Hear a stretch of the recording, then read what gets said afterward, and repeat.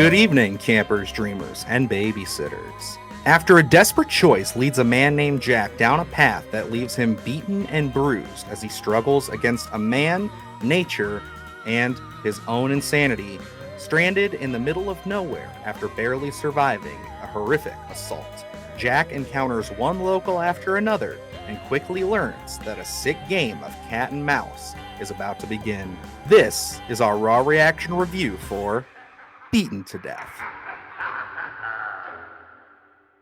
Alrighty, folks, and yes, we are back here with another early review for you. This one provided graciously from the folks over at Welcome Villain. We just want to thank them again for their support, and they are an up-and-coming production company, distributor. They've been doing some excellent stuff. We really enjoyed their last flick they distributed, Malum. If we could touch on that for a second. I think that one really got a spark going, and I think a lot of people started to discover that movie recently. And I think as we get into the Halloween season, I really see that one probably going to pop up on a lot of people's radar. Absolutely. I mean, great aesthetic, and plus seeing Last Shift to Malum, I'm hoping people crack that code if they discover Malum first and realize, Last Shift came before it, just be able to see that comparison in the production value in terms of the way they jump, because it's great storytelling.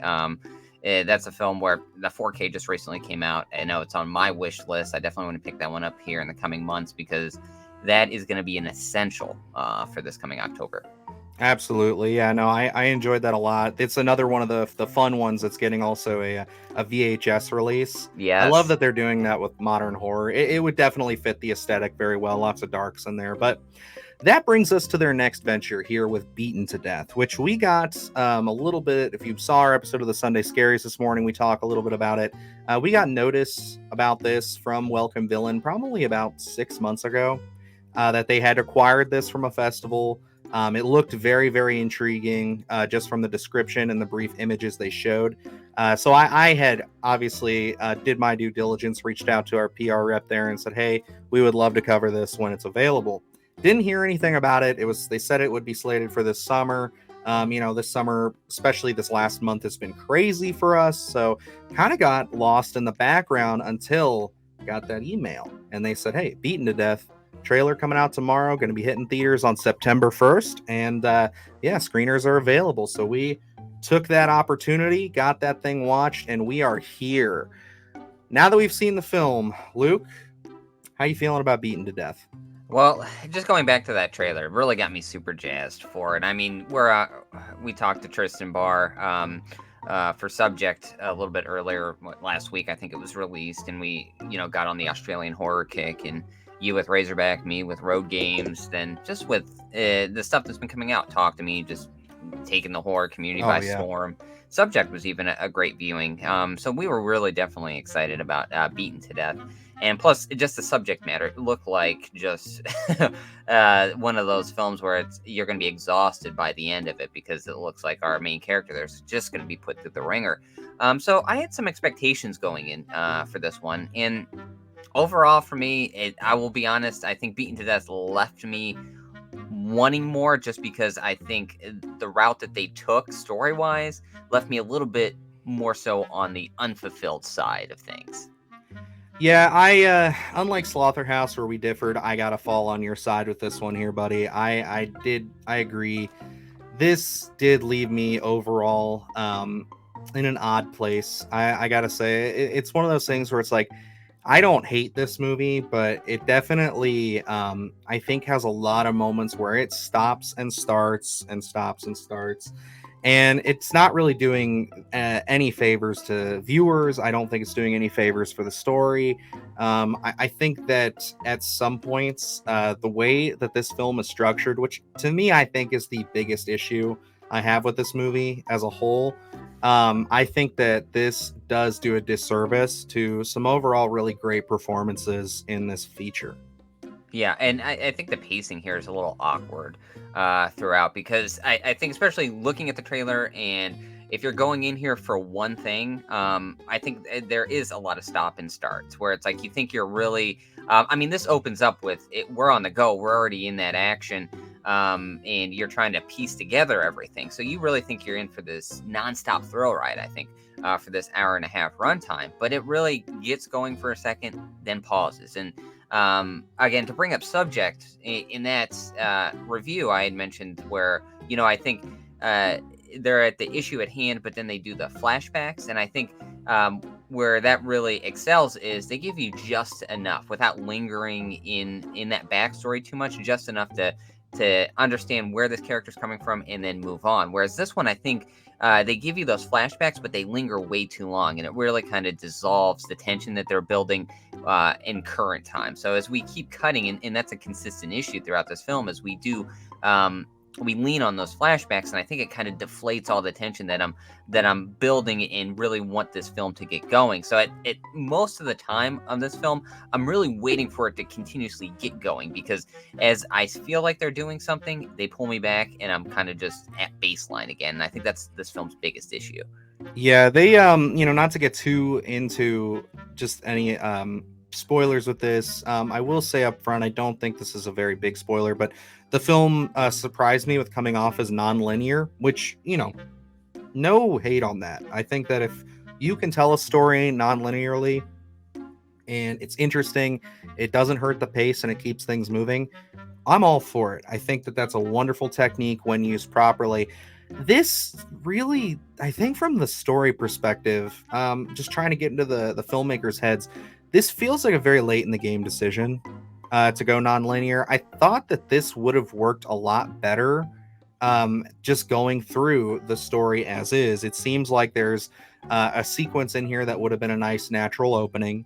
There's maybe a flashback scene that I think would have worked great as a flashback, but because you get that before you get any more information about what it pertains to, it's kind of odd. It just leaves you like, okay, that didn't really give me proper information. But when you get the actual like resolution to that, it's so much later into the game that you're just kind of like, I don't really know. Like, I mean, I guess I kind of put that together in my head. So it kind of leaves you unsatisfied and already kind of ahead of the film before the film is even there. And it's an odd experience overall, which I think, again, does take away from some wonderful performances, which I want to get into some positives here. One of the biggest ones, I think the biggest one, is David Tracy as the character of Ned. An absolute powerhouse here. Like, in the short time I will say that he's in the film, he can go from rough and gruff, mean, downright dastardly, to then being a very sympathetic, very relatable character actor. And like I was all about him from the moment he stepped on here. We had a brief conversation between our viewings where I had said that, the stuff that I had watched up to that point, he very much reminded me of a John Jarrett performance there, in the sense of like Wolf Creek, where it's like, yeah, he comes off as very charismatic, has a lot of charisma, has a lot of screen presence, but then a switch can flick and he is just gut-wrenchingly evil. Yes, and he's someone, as soon as he shows up on screen, he is just absolutely captivating. He's commanding every scene that he's in this wide range of emotion Dylan had just mentioned, where it's like, he comes off as likable, but then he's also kind of a villain in a sense. And I think he plays both those roles perfectly, because it's something where you don't forget his likability. So when he is sort of a villain, you still kind of like him in an aspect, I think. And David Tracy's his name, is that correct? Mm-hmm, yep. Definitely needs to be. I looked him up while I was watching to see if he had been in anything that I had previously seen. Nothing came to mind. I would be very surprised if we're not seeing this guy get some bigger roles offered here in the next few years, because especially in the horror realm, I want him to flex those muscles and really see what he can come up with, especially if we pinpoint him as a full-on villain, some sort of killer, anything like that. I think this guy's going to absolutely excel, because like Dylan said, for the time that he's in this film, it's just an actor you want to spend way more time with. You want to see him do more things, and I think that does fall into a negative where I don't think they made full use of this character, because it's like, yes, you're getting those Wolf Creek vibes and that kind of story, and I think that's what you're yearning for here, and you're wanting that kind of story out of Beaten to Death, but it never fully gets there.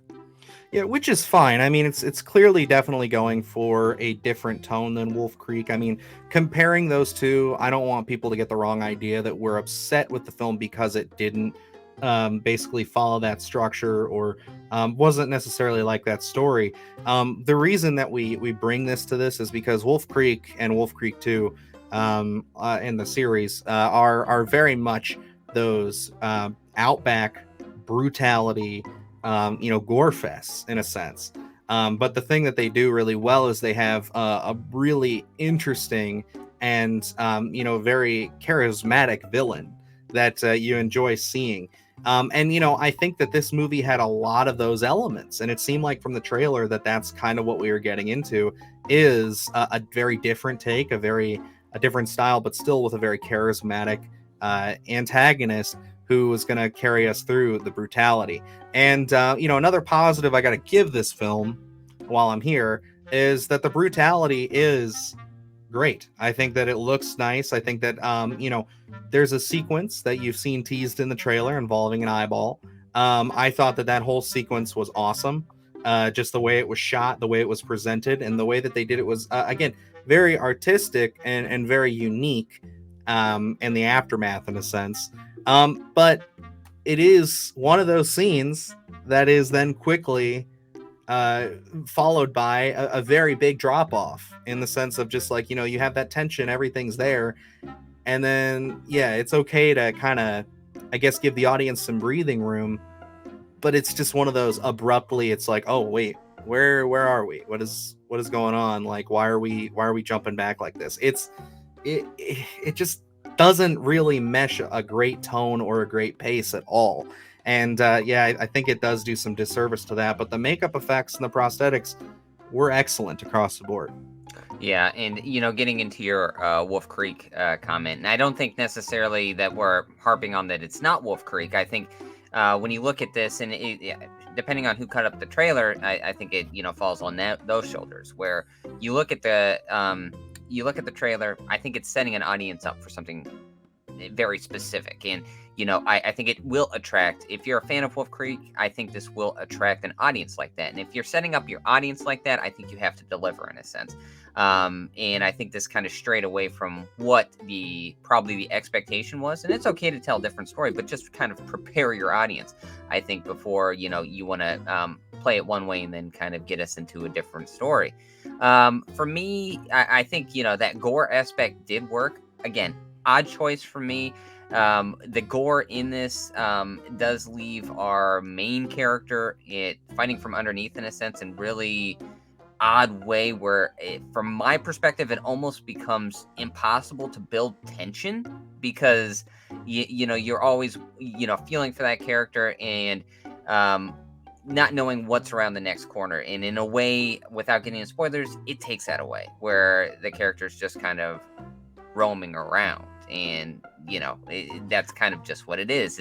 It's not something where I was expecting more so a cat and mouse game, but it kind of takes that away by almost an extreme amount of gore in one sense. If I'm trying to dance around spoilers, but I know it's tough. And for me it was like I commented as I was watching it, odd choice. And I think maybe if you would have went a little less gore in that sense, I think maybe we could have had a different kind of story, more tension-filled story.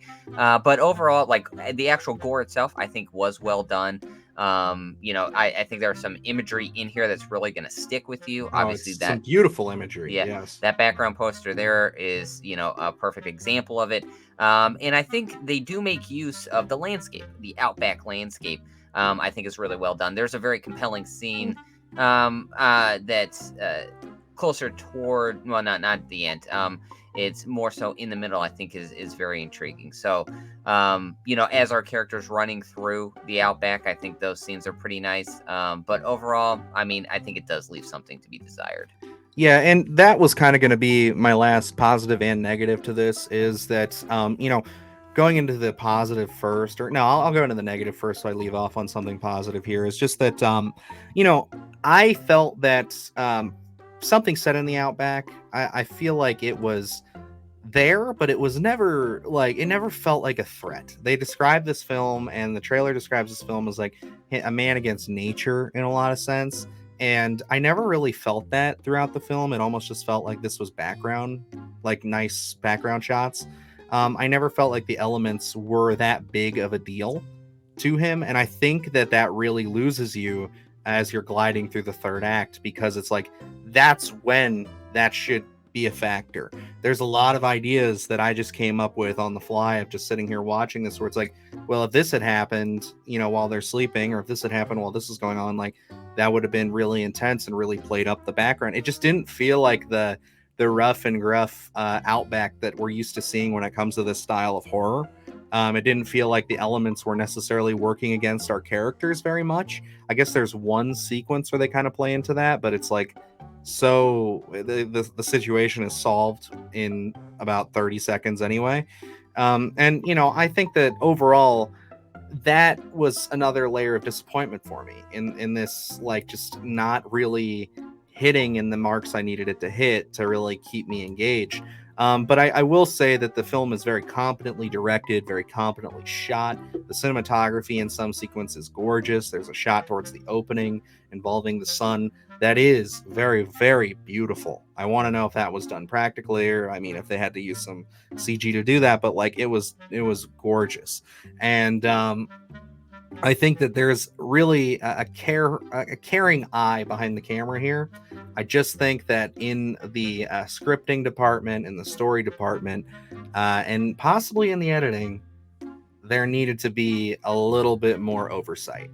Yeah, and to jump back to my point with making use of the Outback, I think more so I'm tackling, we have some very beautiful shots of our character going through the Outback in those background scenes. I think is are very nicely done. Now, and to bring up to your point where this man versus nature, I think jumping back again to my initial point of the extreme amount of how much our main character is fighting from underneath and being hamstringed. I think that is the reason why we don't get that man versus element environment kind of thing that that kind of tension that we want, because you really can't, and we can't really dive into it, but it negates any sort of man versus environment discussion, I think, because of our main character is dealing with something far greater than a rainstorm or anything like that. Mhm. So I think it kind of hamstrings in that sense of bringing that tension. I think that again goes back to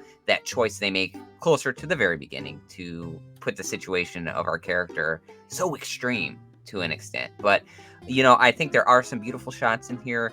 I think the gore is nicely done for what we do get. There's a few more things toward the later back half that I think is pretty gory and pretty well done as well. But overall, I'll say beaten to death did leave me wanting way more because I was unfulfilled for an hour and 30 minutes. Yeah, I would say that I second a lot of that. I think that, the gore is impressive. It's entertaining if you're here for that, which I mean, most people I think who are seeking this film out are gore hounds. You're going to be satisfied with that.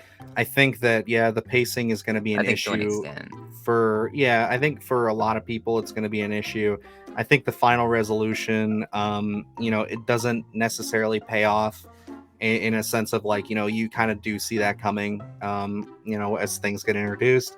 And I think that the film just has trouble where it feels like the film thinks that it's hiding more from you than it is. And I think that it's hand holding your audience a little too much and being like, look how cool we are that this is non-linear. And I might be being a bit harsh on that, but for me, it did really take what I thought could be, if you recut the film, a really impactful, really interesting take here when it comes to this kind of Outback style slasher gore fest.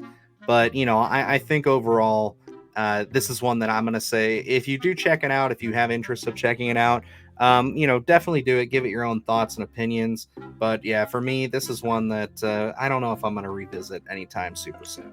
Yeah, and to my comment, to an extent, was more so to the gore, and I think I think there's gore in it. But if you're a gore hound and you're wanting a nonstop gore fest, there are moments, but you're not really going to be pleased. I think for the full duration of the film, because there are only moments of it. It's not like a Terrifier 2 where it's just going to be a nonstop brutality fest, And but looking at the story, I don't think this film was serviced by a nonlinear kind of tale. I think more so there are films that need it and films that don't need it. And I don't think Beaten to Death needed that.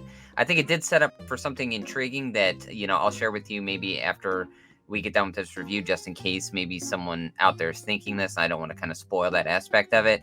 But, I think the story overall left something to be desired. I think it, taking a more simple approach to it would have done, leaps and bounds better storytelling, I think, and maybe even in editing position to kind of tighten things up a little bit more, because it does seem to run on a little bit longer than I think it should. So, for me, it didn't really hit what I was hoping for. If you're into Outback horror, maybe check this out. It's a tough recommend for me. I think maybe more so on the mild side, but I think it will leave you wanting more. Yeah, and I unfortunately I feel the same way. But alrighty, guys, it's gonna wrap us up here for our review of Beaten to Death. Let us know if you guys are gonna check this one out on September 1st. If you have seen it and you're just coming back to check out the reviews, what did you think? Are we way off base on this one? Is this the next great Australian horror film? I think that we've already gotten that this year, but it's one of those things where I think that this is going to service different people, and I think that there will be people who defend this film. And unfortunately, even though we were so heavy in the camp of Beaten to Death, it just wasn't the best trip we could have taken down under. So anyway, guys, that's going to wrap us up here for this review. We got a lot of great stuff on the channel right now. We just spoke for about an hour with the folks putting on the Akron Independent Horror Short Film Festival. We got to talk to Neil and Fran there, which I think is a lot of fun, especially if you are from the area. If you are in our neck of the woods, there's a lot of references, a lot of conversation about the area. But if not, it is just a great inside look into what exhibitors and people who are putting on these festivals are looking for. Other than that, we do have a lot of great reviews up on the channel right now as well. We do have an early review for Slaughterhouse, which is another divisive film amongst Luke and I, which we kind of differed on, but definitely check that review out to get our full opinions. And yeah, we do have a lot of great stuff coming up on the channel. As I've been teasing, we do have some announcements coming. I think I'm giving myself the official deadline of we're going to shoot that video next week, Luke, or this upcoming week. And we'll just kind of see what happens with the last little piece of that puzzle. So alrighty, so until next time, guys, it's going to wrap us up here. So I am Dylan Newell. And I'm Luke Janesco. And remember, stay scared.